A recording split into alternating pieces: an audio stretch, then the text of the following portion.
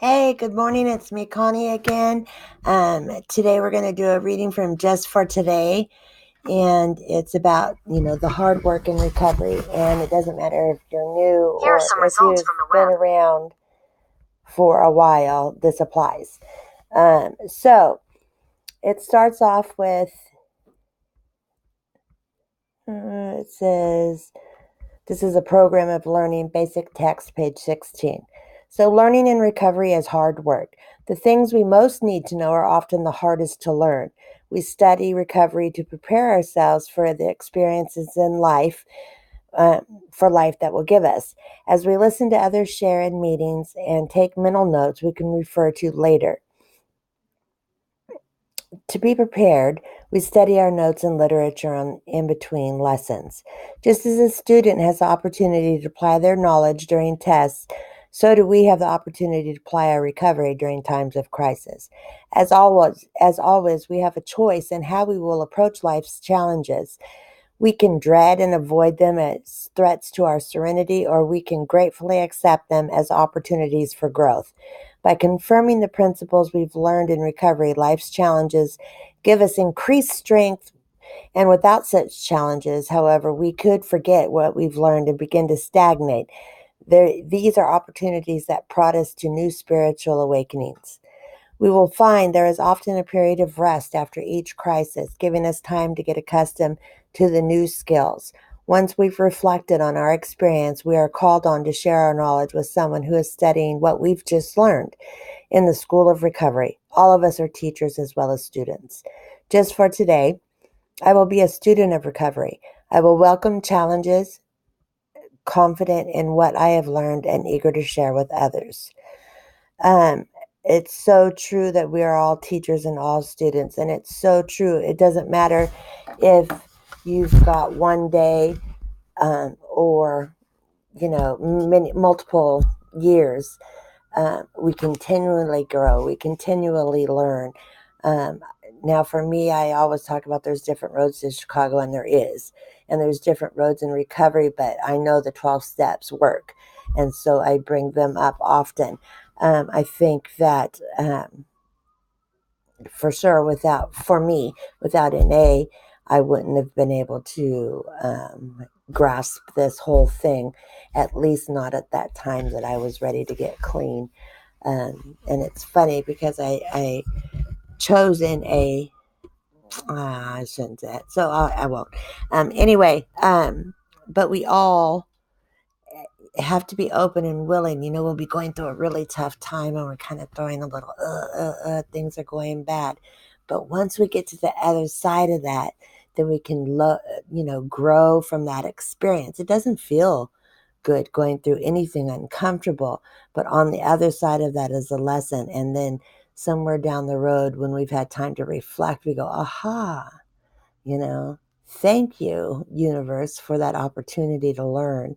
Thank you for making it make sense now so I can see how that benefited me now and in the future. And thank you for that knowledge that I can pass on to others. I think it's really important that we stay connected. I have a really great support group of women. We don't see each other all the time, but when we are down and out, we are totally there for each other. I'm going to look for really quick, if I can find it, um, a reading from Al Anon, because I do believe,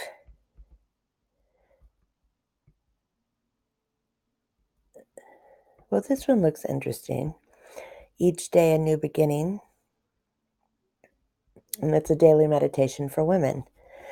So it's January 22nd. It's from the book Each Day a New Beginning. This isn't what I planned on doing, but it just caught my eye, and so I'm going to do this. So it says, in its little quote, one cannot have wisdom without living life.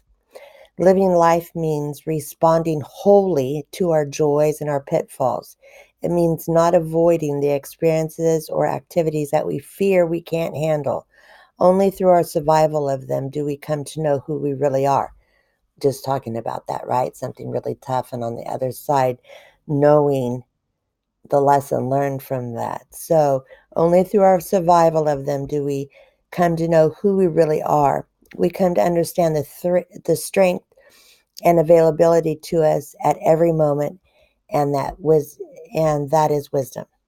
When we approach life tentatively, we reap only a portion of its gifts. It's like watching a movie in black and white that's supposed to be in technicolor.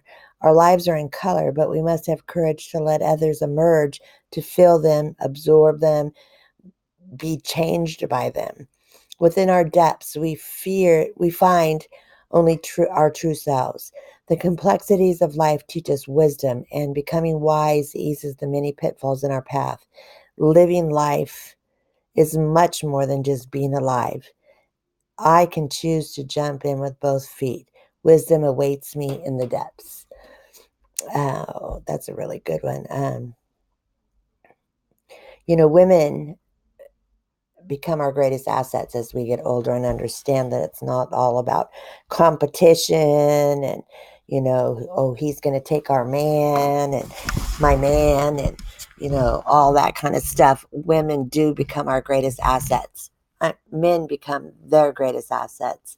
Um, we learn to trust, even if it's just a handful. We don't need to have hundreds of friends that we completely trust. I have less than a handful of people that I can completely be open and honest with about everything going on in my life, as far as my women friends that I consider to be my soul sisters.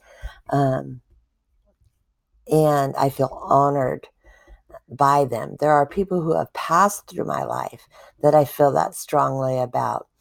When I first came to recovery, other women, oh, hell no, it wasn't about becoming their friend.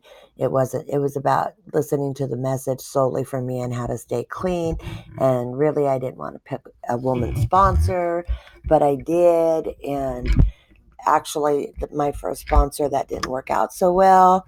And because my picker was broken and I thought she was healthy, and she wasn't as healthy as I thought. So anyway, but growing through all of that, I have learned that women are each other's best assets. We know what our bodies are going through. We know what it's like to be a mom in recovery, or just to be a mom, period. In any circumstance, we know what it's like, a lot of us, to not have the greatest relationships and to go through very hard times. We understand that. We feel it inside. We also feel the strength that we have, and we wish sometimes that we could be weaker and let somebody take over and do stuff, but that's not how we live. My grandson told me a joke. I'll share it with you. It's really stupid, but it's really cute. So this boy and this girl he's 13. So this boy and this girl go into this shop to shop for new brains. And so they're looking at the men brains, and they're like 200 and 400 bucks and up, right? And they were like, wow, so the girl goes, let's go look at the women brains. And they were like 35, 45, 50 bucks. And the girl goes, hey, what's going on here? How come the women brains are so cheap? I mean, what's up with that compared to the men's brains? And he goes, shh, don't tell anybody. But women actually use their brains, so they don't have as much left over as the men. I thought that was so cute, and it was so funny the way he told it. I probably destroyed it. But with that, thank you for joining me today. Women are your best assets. Your trials are your greatest lessons that you will use. Don't forget to share with somebody else who might be having a hard day. Even a smile. You never know what a smile is going to do for somebody. Thank you for joining me, and I'll see you tomorrow. Thanks. Bye.